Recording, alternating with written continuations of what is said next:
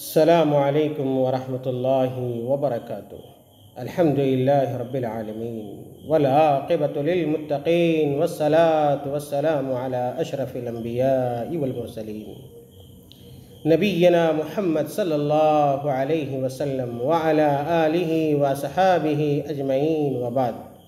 محترم ناظرین، سعودی عرب کے سابق مفتی عام علامہ عبدالعزیز بن باز رحمہ اللہ کے پاس ایک سائل آتا ہے اور سوال کرتا ہے کہ کچھ ایسے دکاندار ہیں جو رسول اللہ صلی اللہ علیہ وسلم اور آپ کے دونوں ساتھی کی قبروں کی بڑی تصویریں فروخت کرتے ہیں، یعنی بیچتے ہیں، اور کچھ لوگ ان تصویروں کو دیواروں پر آویزہ کرتے ہیں، یعنی چسپاں کرتے ہیں۔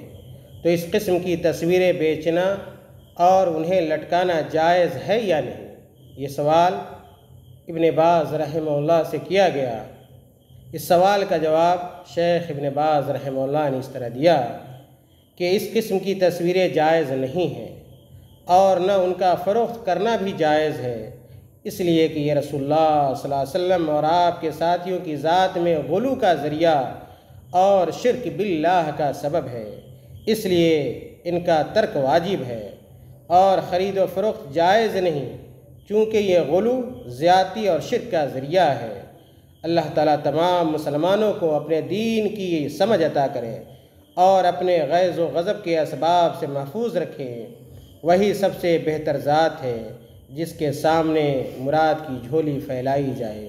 اللہ تعالیٰ سے دعا ہے کہ اللہ تعالیٰ ہمیں اور آپ کو توحید اور سنت پر قائم و دائم رکھے اور شرک کی جتنی بھی قسمیں ہیں، خاص طور سے غلو سے اللہ رب العالمین ہماری حفاظت فرمائے۔ آمین وآخر دعوانا الحمدللہ رب العالمین۔ والسلام علیکم ورحمۃ اللہ وبرکاتہ۔